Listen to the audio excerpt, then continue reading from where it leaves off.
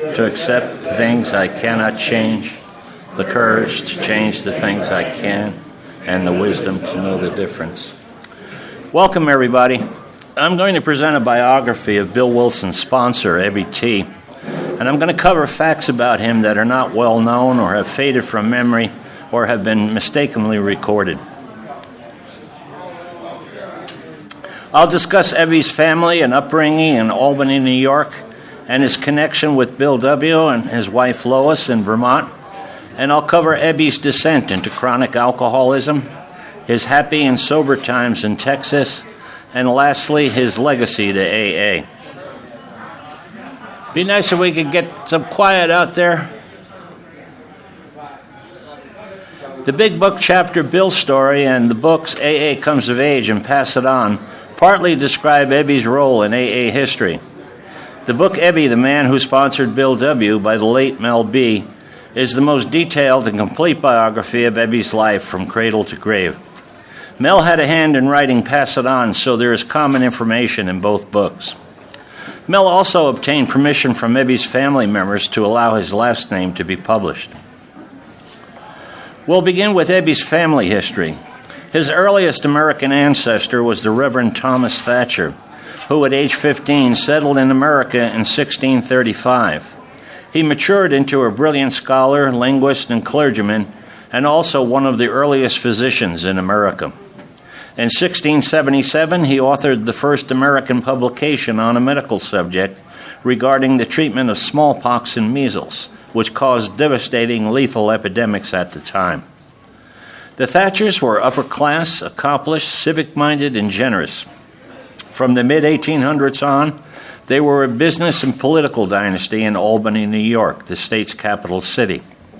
Ebby's grandfather, uncle, and older brother were popular Democratic Party mayors of Albany.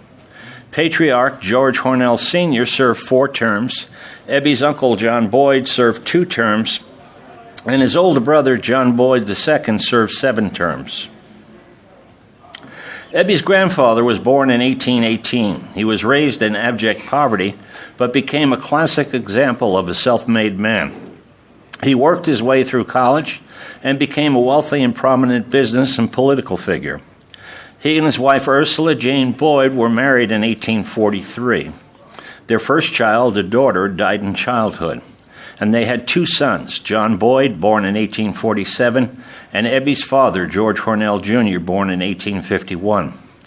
There's a bit of a skeleton in the George H. Sr. closet. After his first wife Ursula died in 1874, he married Eliza Toomey, a former house servant who took the name Elizabeth Thatcher.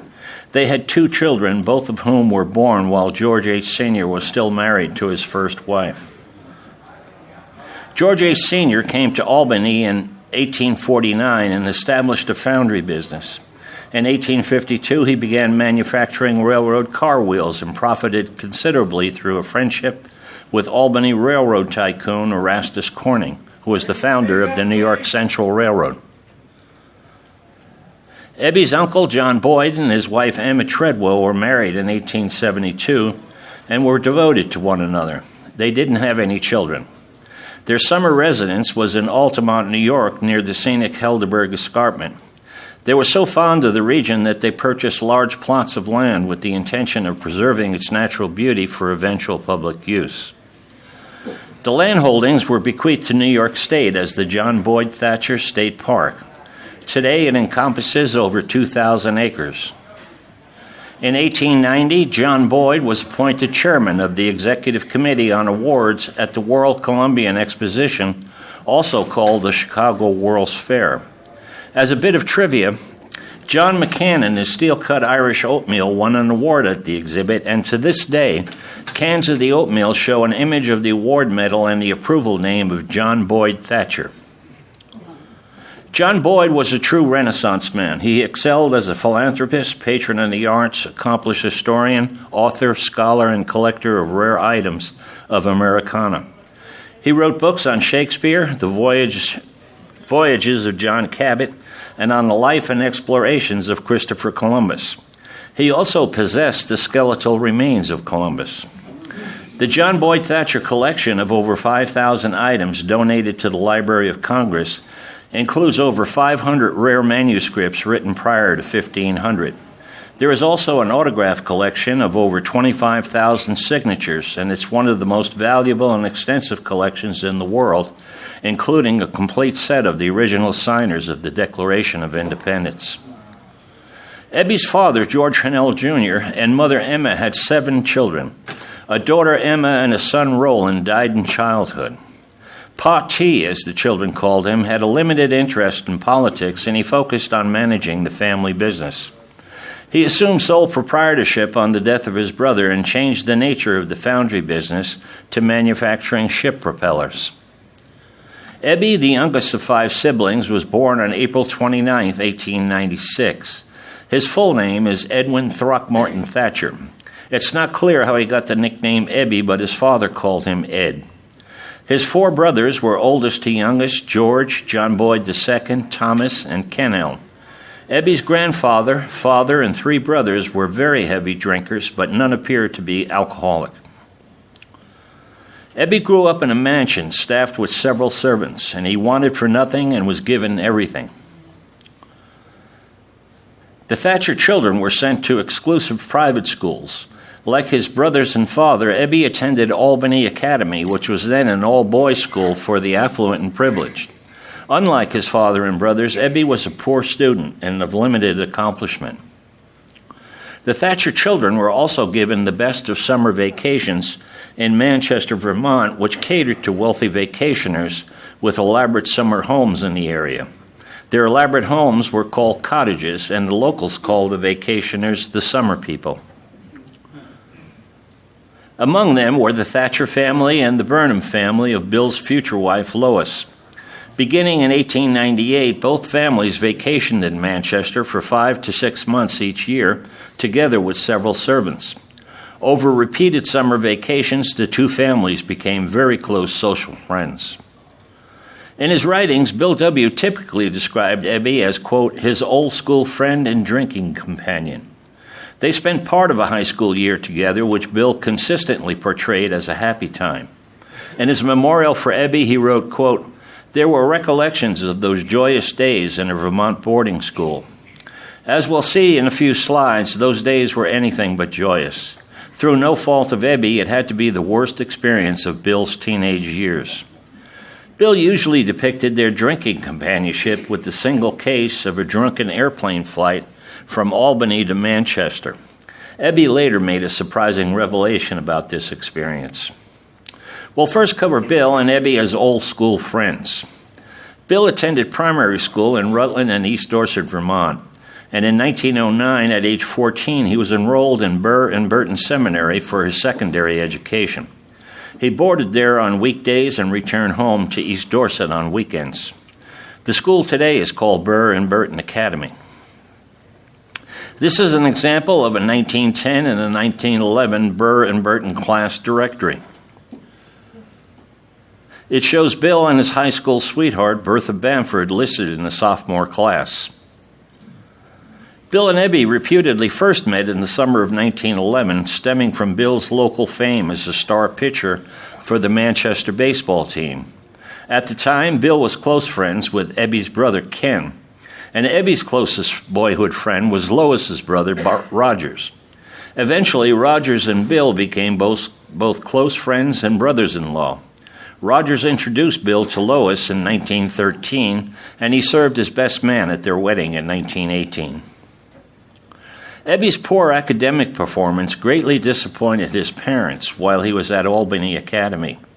In 1912, they enrolled him in Burr and Burton as a junior and had him room and board with a Manchester, Vermont minister. Bill W. was in the senior class. Bill's first love, Bertha Bamford, was the most popular girl in school and daughter of the rector of Manchester's Zion Episcopal Church. She and Bill were deeply infatuated with each other and seemed the ideal pair. Her family welcomed Bill into their home, and they appeared destined to be married. In the autumn of 1912, Bill seemed to be on top of the world. At Burr and Burton, he was president of the senior class, first violin in the school orchestra, star football player, and star pitcher and captain of the baseball team. He put so much physical effort into becoming a number one baseball pitcher that his pitching arm became deformed at the elbow. He was also self-taught on the violin. All this came to a painful and tragic end on November 19, 1912, in New York City, where Bertha died from an internal hemorrhage after a surgery. Bill learned about her death at school the following day, and it was devastating. He began a 3-year episode of morbid clinical depression that severely affected his health and performance at school and home. Following Bertha's death, Bill failed nearly every mid-year exam. School officials sent for his mother, Emily, who was a practicing physician in Boston. It was decided that Bill would probably do better if he lived with her. He dropped out of Burr and Burton in the spring of 1913 and relocated to Boston. In total, he and Ebby spent around 6 months together in high school. That summer, Bill returned to Burr and Burton and managed to pass the senior exams. He was awarded a diploma and graduated. Ebby returned to Albany Academy in the autumn of 1913, and because of his failing grades at Burr and Burton, he was held back to repeat his junior year. He began drinking while still in high school, and it created problems. In 1915, his father was notified by school officials that there was little more they could do for Ebby. He dropped out without graduating and never returned to school again. His father put him to work at the family foundry business, where he was employed until 1922. From around this point on, he began a downward spiral to chronic alcoholism. Finally, a bright spot emerged for Bill. A romance blossomed between him and Lois during the summer of 1914. In the fall of 1915, they became secretly engaged. After an extended absence, Bill also re-entered Norwich University in the fall of 1915. And in May 1917, the Norwich cadets were called into active service during World War I. That summer, Bill had his first drink at age 22, and he began his downward spiral to chronic alcoholism. In retrospect, Bill and Ebby's time together at Burr and Burton in 1912 and the 2 years that followed were anything but joyous times, as Bill later described them. As noted earlier, Bill commonly called Ebby his, quote, drinking companion, characterized by an outrageous airplane adventure. They each have differing recollections of the incident, as well as the amount and length of time they actually spent drinking together. The airplane flight was from Albany to a new airport at the luxurious Equinox House Hotel in Manchester. It is briefly noted in Bill's story in the Big Book and described in more detail in the book Pass It On. According to Bill's recollections, while on a business trip, he stopped off in Albany to look up Ebby for a night of drinking. They drunkenly decided to charter a flight to the new airport to be the first to land there and make local aviation history. Prior to takeoff, Bill notified Mrs. George Orvis, owner of the Equinox Hotel and Airport. When the plane landed, a band and welcoming committee headed by Mrs. Orvis were there to greet them. Bill claims all aboard the plane were blind drunk, including the pilot. He has cited in Pass It On that, quote, "We somehow slid out of the cockpit and fell on the ground." Such was the history-making episode of the first airplane ever to light at Manchester, Vermont. Ebby claims that only he and Bill were drunk during the flight, and when they landed, they quickly took refuge in one of the airplane hangars. Obviously, the incident was not going to be given any publicity to spare Mrs. Orvis of any further embarrassment. The next day, a very distressed Bill went on a crying jag and wrote an apology to Mrs. Orvis and her son. The episode is also recorded in a spring 2004 Stepping Stone News article, which cites an archived audio recording and a letter of apology written by Bill. Lois later appended an explanatory note to the letter and dated it as 1929 with a question mark in parentheses. It read, quote, "Apology to Franklin and Mrs. Orvis for Bill and Ebby's arrival by plane at the new airfield, having first wired the Orvises of their arrival and falling on their faces dead drunk when trying to alight." Bill claims the date of the flight to be early 1929, and Ebby claims it was after his father's death in May 29. The reference to the year 1929 by Lois, Bill, and Ebby appear to be an error based on newspaper reports.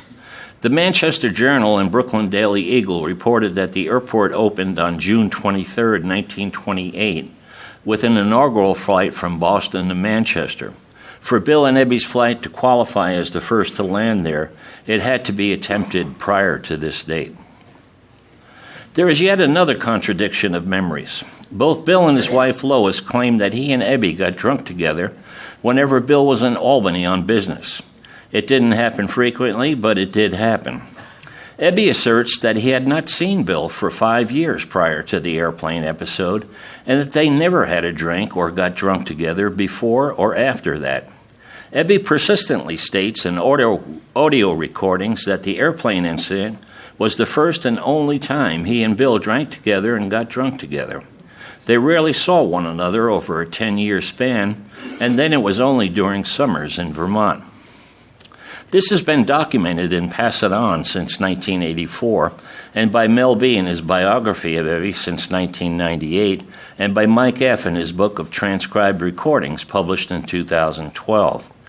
Ebby's recordings state that after the incident, he did not see Bill again for 5 more years, until their historic meeting at Bill's home in November 1934.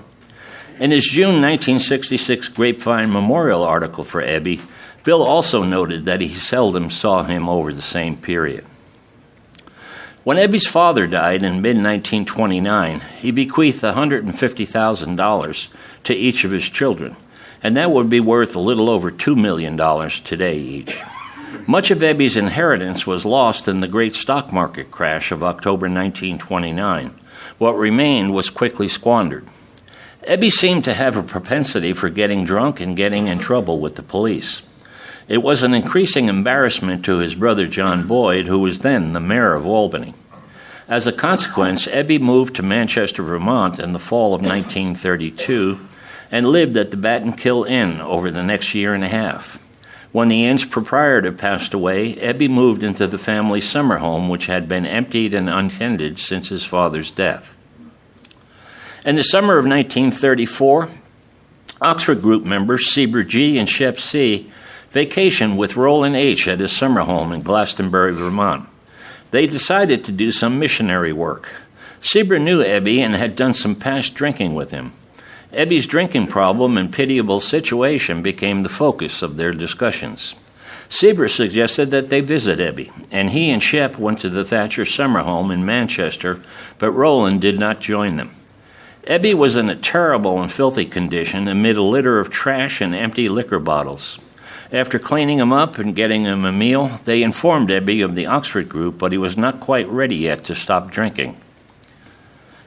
Ebby's drinking led to serious run-ins with the Vermont police and incarceration. Vermont had an habitual drunk law which, after 3 arrests for intoxication, would result in a mandatory 6-month confinement to a prison or an institution. Ebby was set to appear for a hearing in Bennington, Vermont, which could result in his commitment to the Brattleboro Retreat Asylum for the Insane. Sieber G., who earlier visited Ebby, was a former state attorney and current state senator. The trial judge was his father, Collins. Sieber and Roland attended Ebby's trial.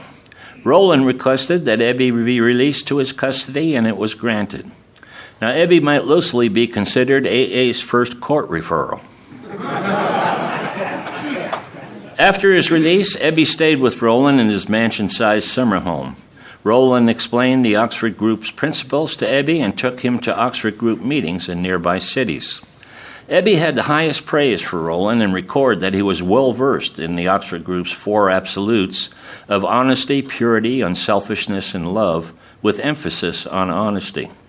After several weeks in Vermont, Roland drove Ebby to New York City, where he stayed with Shep C., waiting to become a resident at the Calvary Rescue Mission. Roland's Oxford Group service to Ebby and the message he carried set an example of what AA would later call sponsorship. Ebby, in turn, would do the same for Bill. Throughout his and Ebby's life, Bill always referred to Ebby as his sponsor. Ebby was simply following the example set for him by Roland. Bill chronicled Ebby's visit to his home in November 1934 as the central part of his finding sobriety. However, Bill and Ebby have very differing accounts of the visit. Nearly half the narrative of the Big Book chapter Bill's story focuses on the visit. It also accounted for the largest change to the draft manuscript chapter. Uh-oh, I just lost the... That's nice.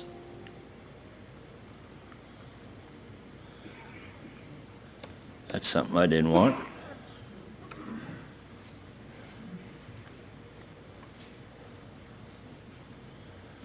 Pardon me for a minute.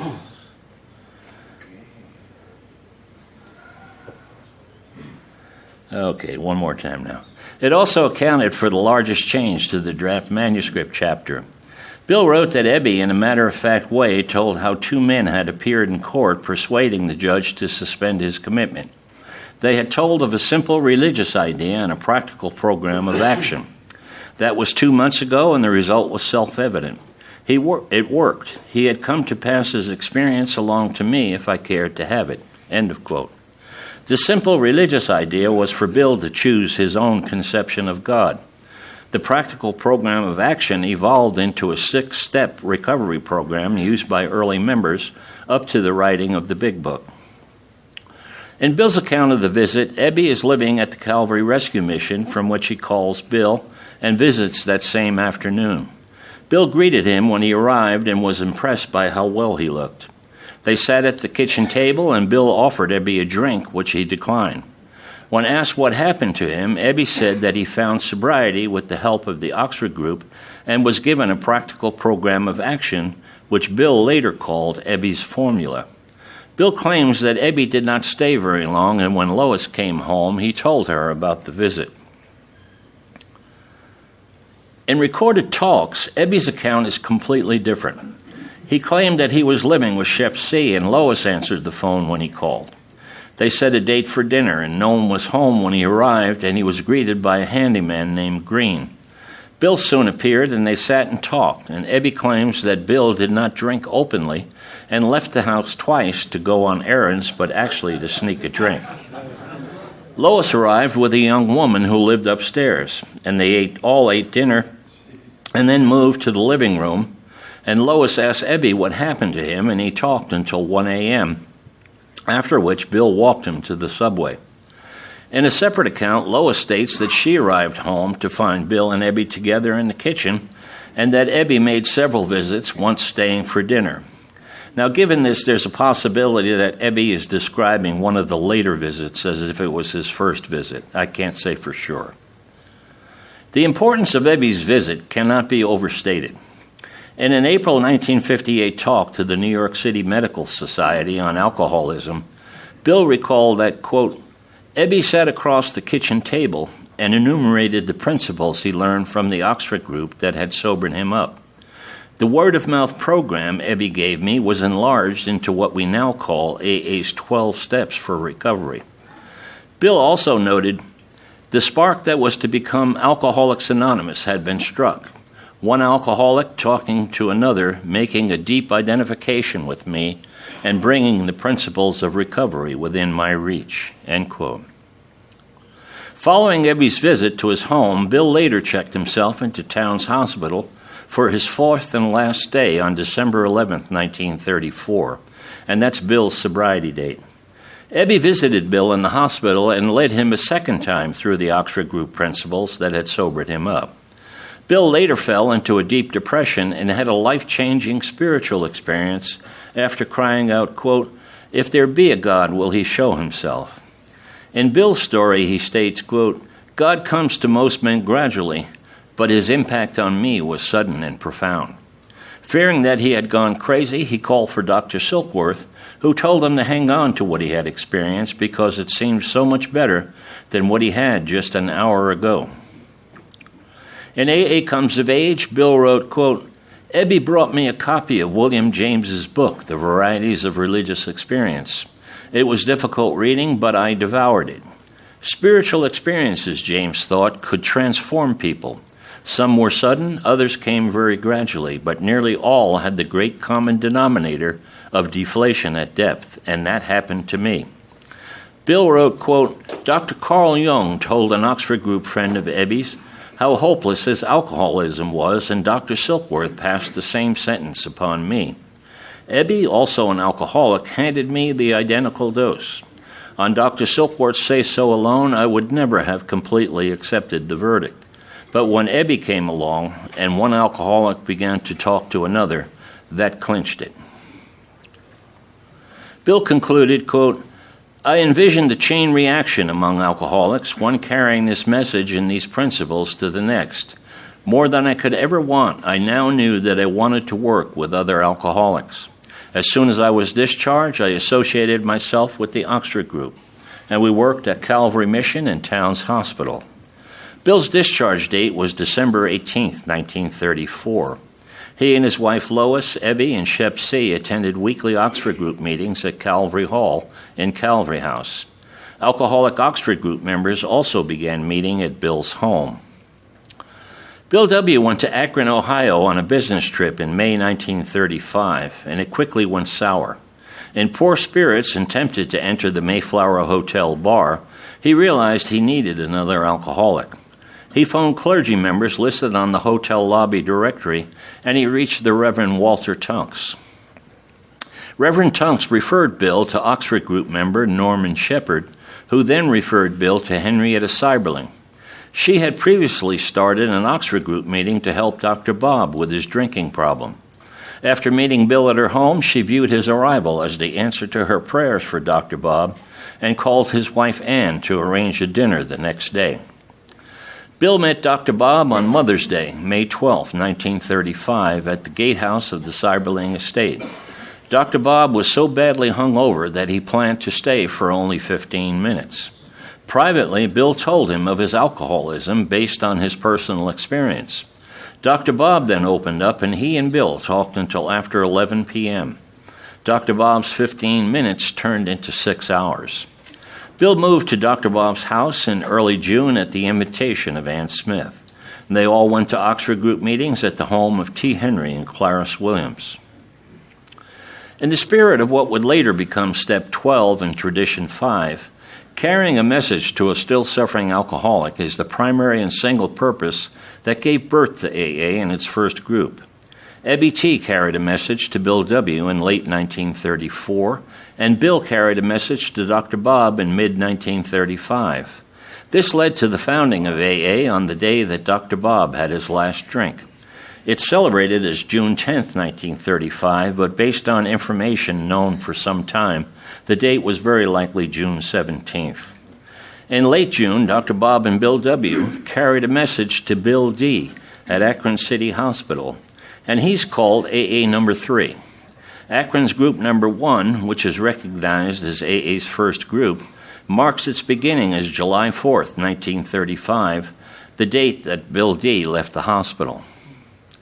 During the summer of 1935, Ebby was sober and living at the Calvary Rescue Mission. Roland H. took him on an extended trip to his Alamogordo, New Mexico ranch near his La Luz pottery factory. Ebby recalled that Roland had small Oxford group meetings at his ranch house of people from neighboring farms and ranches. Ebby remembered that, quote, Roland set a great example. During my traveling with him, he gave me many things that were of great value. He had a thorough Oxford group indoctrination and passed as much of it to me as he could. Bill W. returned to New York City in August or September 1935 and focused on getting the New York group organized.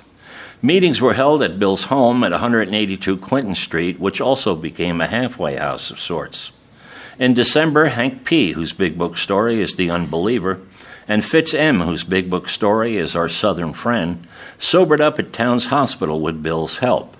And they are designated as AA number 1 and number 2 for New York, and they joined with Bill to form the New York group. In the following years, Hank started AA in New Jersey and had a major role in the publication of the Big Book. Fitz M. started AA in Washington, D.C., and helped start AA in Baltimore, Maryland. The Calvary Rescue Mission closed in 1936 after 10 years of operation. About 200,000 homeless men were helped by the mission. With its closing, Ebby moved in with Bill and Lois at 182 Clinton Street. Ebby returned to Albany in late 1936, and he went to work for the Ford Motor Company. In April 1937, he returned to drinking after 2.5 years of sobriety. Lois W., in her biography, Lois Remembers, wrote that this was one of the saddest days in her and Bill's life. Ebby began an on-again, off-again pattern of drinking and sobriety that would stay with him for the next 16 years. Ebby had a pattern of relying on others to get him out of trouble and providing him a place to live. He spent the summer of 1938 with Fitz M. and his family in Cumberton, Maryland, and they grew quite fond of him. He returned to New York and to drinking again in the fall and spent around 6 months in New Jersey at the Keswick Colony of Mercy for drunkards. He spent 2 winters there. Ebby was a very likable personality, and he used his charm and persuasion to obtain small handouts. There was something about him that persuaded people to want to help him. He was also quite skillful at panhandling. Ebby moved to Philadelphia in June 1940, and he was in terrible condition and sought help from the local AA members. They placed him in the Philadelphia General Hospital for the insane. He later held several jobs for short periods, but persistently drank himself out of work. During World War II, he worked for the Navy as a parts inspector in a Philadelphia repair facility. He was in his mid-40s and exempt from the draft, but his job allowed him to engage in work that was essential to the war effort, and he did quite well at it. He stayed sober through much of the war years, but was later fired for his drinking. He left Pennsylvania for New York in the fall of 1945 and moved in with Bill and Lois at Stepping Stones. He worked in the Grapevine Circulation Department for about a year. Predictably, Ebby started drinking again in 1946, and he was sent to High Watch Farm in Kent, Connecticut. That summer, he went from being a patient to being the assistant manager of the farm under the direction of AA member Johnny S. In the fall, he was back living with Bill and Lois. 1947 was a repeat of 1946. Ebby spent nearly 2 years at High Watch Farm, either as a patient or a staff member. Johnny S., a close friend of Bill W. and pioneer in the alcoholism treatment, attended the Yale School of Alcohol Studies and had managed several treatment centers. In the spring of 1948, he purchased a large manor house on Beach Hill above Dublin Lake in New Hampshire. They formed the Beach Hill Farm for the treatment of alcoholics. Ebby worked there for about a year until falling off the wagon again. Johnny S. noted that Ebby was a rather difficult patient and a difficult employee. By the late 1940s, Ebby became a homeless vagrant in the Bowery, which is the Skid Row section of New York City. His appearance was wretched, and he roamed the streets begging for handouts. He was in his mid-50s and on the verge of drinking himself to death. However, things would eventually turn better for Ebby, and the events that would lead to this began with the February 1948 Grapevine announcement that Bill W. and his wife Lois planned to tour large AA centers in the U.S. and Canada. Texas was among those centers. The Dallas Central office issued a notice that Bill and Lois would be visiting Texas on April 20th and 21st, and Bill chose Lubbock and Dallas as locations where groups in the area might gather to meet and talk with him. He was willing to talk at an open speaker meeting, but he also asked for a meeting of AA members only to discuss the traditions and a proposal for an annual conference of representatives, or what we today call the General Service Conference. A dinner reception was held for Bill at the Golden Pheasant Restaurant in Dallas. In the left image, he is sitting next to Esther E., whose big book story is The Flower of the South. She was responsible for getting AA started again in Dallas in 1943. 2 future conference delegates were at the dinner. The man in the front leaning over the table is Olin L., and the man in the right image in the back row, second from the left, is Icky S. Most of the pioneer members who helped start AA in Dallas were at the dinner. Several of them later had a key role in helping Ebby. In July 1950, the historic First International Convention convened in Cleveland, Ohio, to vote on acceptance of the traditions. Prior to voting, 6 AA members each gave short talks on 2 of the proposed traditions. The first of these speakers was Olin L. of Texas. A very ill Dr. Bob made his last public appearance and farewell talk at the convention and sadly passed away the following November. Prior to his death, he and the other Alcoholic Foundation Board trustees approved a 5-year trial period for experimental conferences from 1951 to 1955, when it would be evaluated and a final decision made. In April 1951, 37 U.S. and Canadian delegates, which were half the planned number, convened in New York City for the first General Service Conference. As mentioned earlier, the Panel 1 delegates from Texas were Olin L. from Dallas and Icky S. from Houston. Icky later moved to Dallas and became the first Class B trustee from Texas in 1955. Olin and Icky virtually adopted Ebby when he later came to Dallas. Olin L. had an article published in the June 1951 Grapevine and revealed that he was a little over 5 years sober when selected as a delegate. From their first meeting in 1948, Olin and Bill W. would go on to form a very close friendship. Ebby T. would become the central link in that friendship. Bill W. visited Dallas again in early 1953. Olin L., Bert P. and Cersei W. visited with him at the Melrose Hotel. Cersei asked Bill, quote, "What would you wish to see happen more than anything else in AA?" And Bill replied that he'd like to see Ebby have a chance to get sober at Cersei's clinic. This set a plan in action to bring Ebby to Dallas. The immediate challenge was how to find him and how to get him to agree to come to Texas. That task was given to Charlie M., a former Texas AA member who moved to New York City. Charlie made it known to New York members at Ebby's usual panhandling spots that he was trying to find Ebby for an opportunity to get him sober.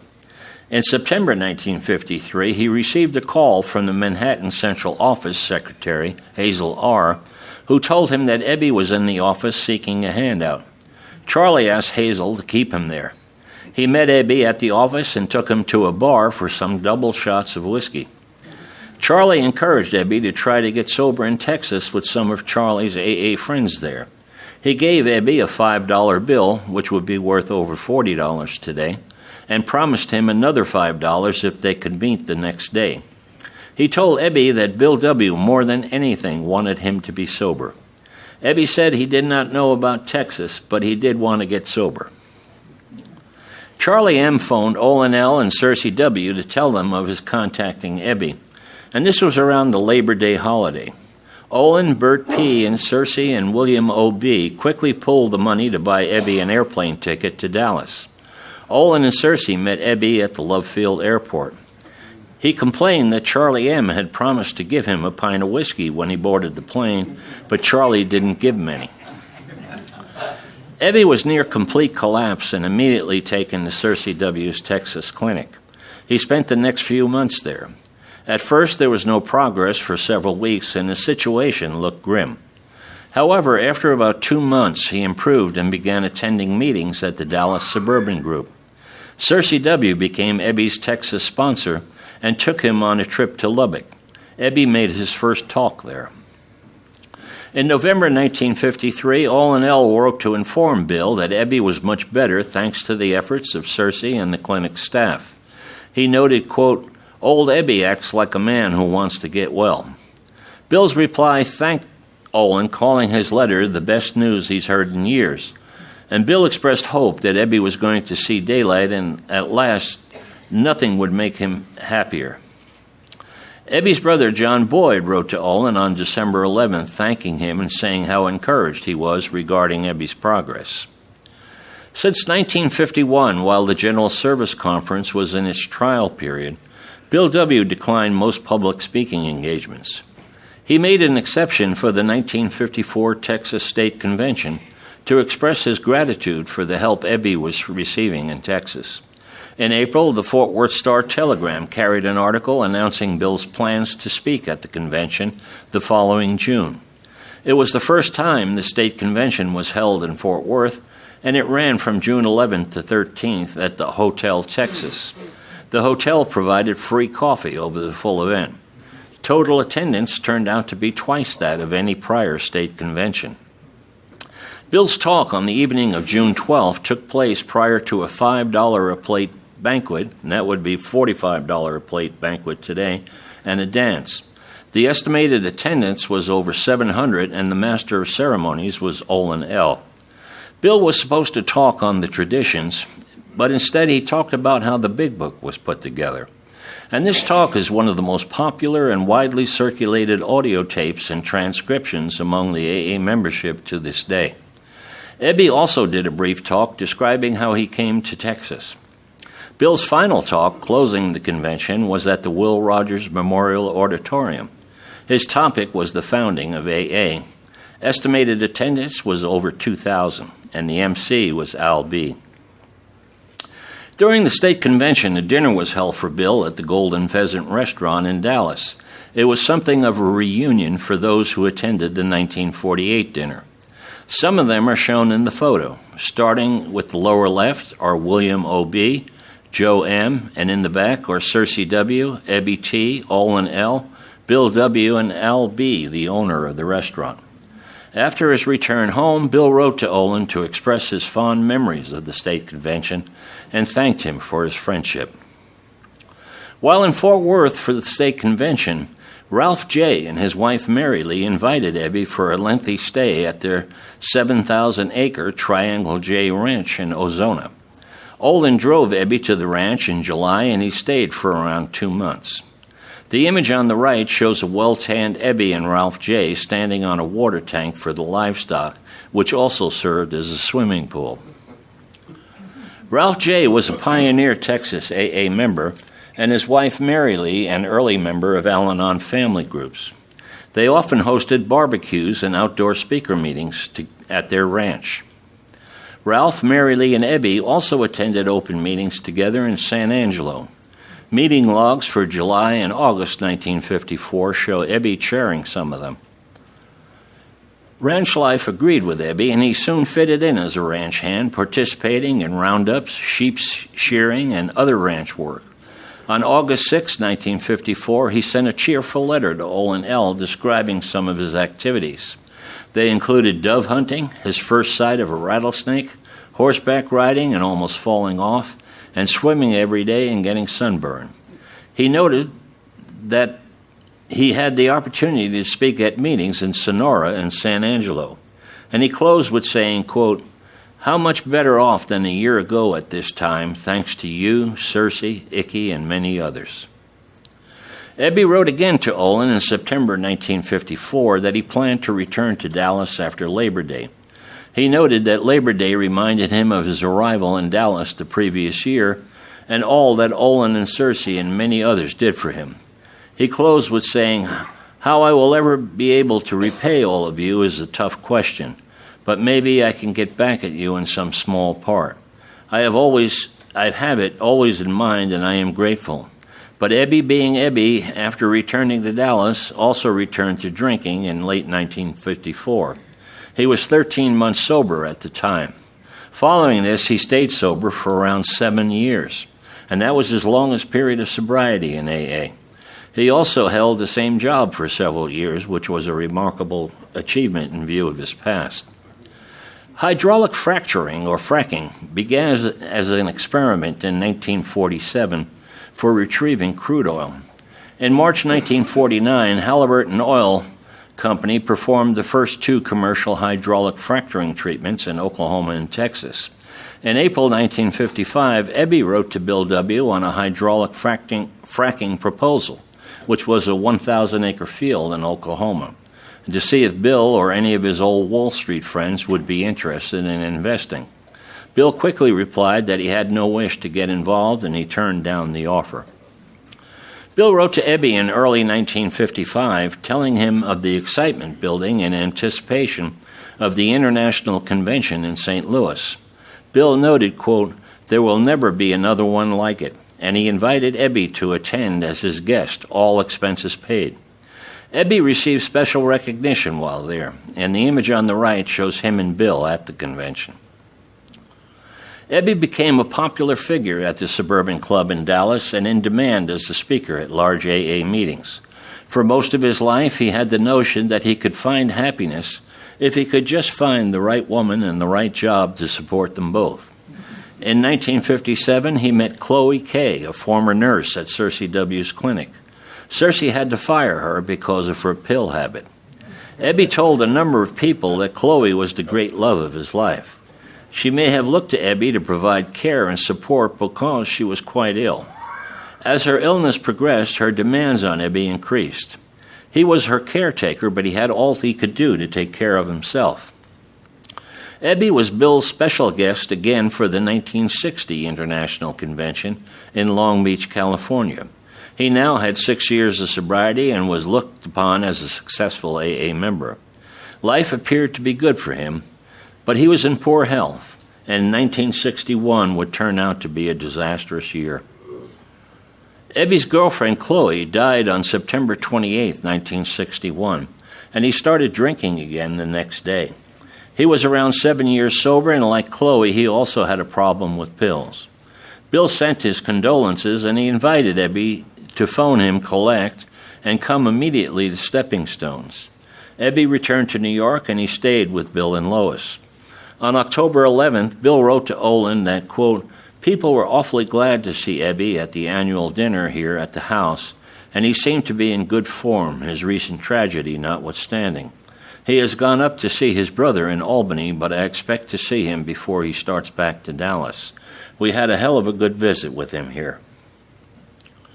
Shortly after his return to Dallas in December 1961, Ebby was hospitalized with pneumonia for almost 2 weeks and then transferred to the Texas clinic for convalescence. The clinic was no longer operated by Cersei W. Ebby's poor health left him unable to work or support himself. His sole income was a small monthly Social Security check. Bill set about organizing the, quote, Thatcher Fund of private donations to help Ebby financially. Bill asked IKS to arrange for Ebby's return to New York, and he was discharged from the clinic on December 27th and flew to New York the same day, destitute and suffering from emphysema. Bill met him at the airport and took him to Stepping Stones for several days. Ebby moved into his brother Ken's home in Del Mar, New York in January 1962. Shortly after arriving, he wrote letters to 2 AA friends, Emery and Witt, describing his illness of the previous December and his relocation to New York. At Bill's request, the General Service Board reported to the 1962 conference that it had approved a monthly grant to Ebby of $200, which would be the equivalent of $1,500 today. In July, Ebby wrote to Ralph and Mary Lee J. at Ozona, Texas, that he and Bill took a trip to Manchester, Vermont. He noted that, quote, it was 50 years ago this coming fall that we were in school together there. Ebby also noted that when he left their ranch, he weighed about 170 pounds and had since fallen to around 120. The 1963 conference approved the board action of a special monthly grant to Ebby of $200. The conference advisory action cited him as, quote, the man who helped co-founder Bill W. achieve sobriety and who was indirectly responsible for creation of the AA Fellowship. In October 1963, Ebby was a guest at Bill's annual dinner in Manhattan and introduced as Bill's sponsor. However, Ebby seemed sad and his health was seriously declining. That winter, he moved to Chit Chat Farms, Pennsylvania. After he moved out of his brother's Ken's home, they found 30 empty vodka bottles stashed around the house. In early 1964, Ebby was moved to High Watch Farm in Kent, Connecticut, and Bill later asked Margaret McPike, a registered nurse, if Ebby could stay at the McPike Farm in Galway, New York, managed by her and her husband, Mickey. Bill hoped that Ebby would do much better there. Margaret agreed, and Ebby was moved to the farm on May 30th. The photo on the left was taken on the day of his arrival. Bill wrote to Olin in July that Ebby, quote, has scarcely the energy to talk to anyone.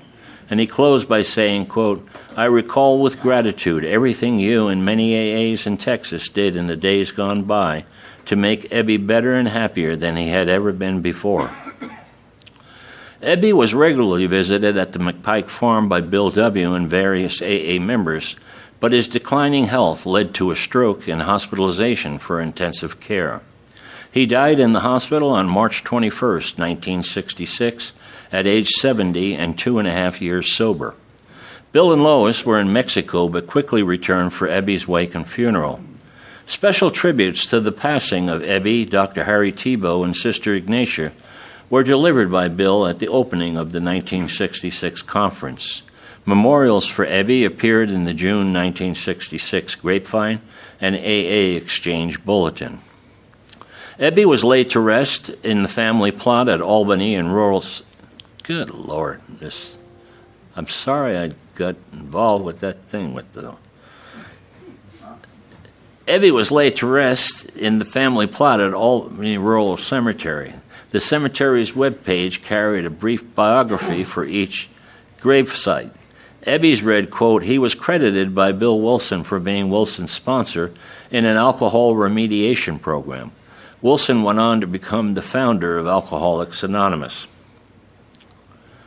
In regard to the first member and first group in New York, Ebby T. has an awkward place in the popular history of AA. In a way, it's a case that he's there, but also like he's not there and forgotten.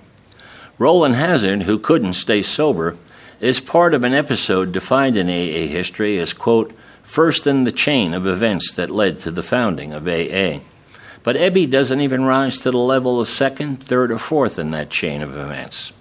And why is Bill's visit with Dr. Bob in mid-1935 considered the founding of AA, as opposed to Ebby's visit with Bill in November and December of 1934? Why is the hospital discharge date of Bill D. considered the founding of AA's first group and not the hospital discharge date of Bill W. 7 months earlier? They did have meetings at Bill's home. And why is Bill D. considered AA number 3 and Ernie G., who couldn't stay sober, considered AA number 4? 3 members preceded them both, Ebby, Bill, and Dr. Bob, in that order. Ebby doesn't even get a token AA number 1 or AA number 2 in New York. Hank P., who couldn't stay sober, and Fitz M. are usually called AA number 1 and number 2 in New York. An explanation of why Ebby was not considered a founder of AA can be found in an excellent history book written in 1979. Its author was a very capable eyewitness diarist and as close to Bill W. as you can get. The book is part of Al-Anon's Family Group conference-approved literature. Lois W. knew Ebby since childhood, and with some apprehension, she wrote in her 1979 autobiography, Lois Remembers, stating, "I feel disloyal in writing these notes about Ebby, but it's important that future generations of AAs know why Ebby was never considered a founder of AA." And she listed 4 reasons. First, Bill wanted sobriety with his whole soul, and Ebby appeared to want just enough to stay out of trouble. Second, beyond his visit with Bill, Ebby seemed to do little about helping others. He never appeared to be an active member of AA. And third, after his first slip, harmful thoughts seemed to possess him. He appeared jealous of Bill and critical, even when sober, of both the Oxford group and AA. And fourth, Ebby carried a message to Bill, but he never followed up with the action to help AA grow in its infancy. All the same, Ebby certainly deserves a respected place in AA history. He was not considered a founder, but he was a pathfinder. He was AA's first member to carry a message of recovery to a still suffering alcoholic. By Bill W.'s own admission, Ebby was AA's first sponsor. Bill also chronicled that Ebby gave him the basic spiritual principles that became AA's program of recovery. The word benefactor means someone who gives, and Ebby, in Bill's own words, gave him a, quote, practical program of action that worked. Bill called it Ebby's formula. Today we call it the 12 steps. Without Ebby carrying a message to Bill in November 1934, AA would not exist today. In a June 1966 Grapevine Memorial article for Ebby, Bill wrote, quote, "In his 70th year and on the 21st of March, my friend and sponsor, Ebby, passed beyond our sight and hearing. Ebby had been enabled to bring me the gift of grace because he could reach me at depth through the language of the heart. He had pushed ajar that great gate through which all in AA have since passed to find their freedom under God. It's probably safe to say that when Bill W. and Dr. Bob first met in Akron, they had no idea at all of the fellowship of alcoholics that would evolve from their humble meeting and how it would save the lives of millions of alcoholics over the following years. That 1935 meeting between Bill and Dr. Bob happened because of a 1934 meeting between Bill and Ebby. And that concludes the presentation. I hope you found it informative and entertaining. Thank you for the opportunity to present.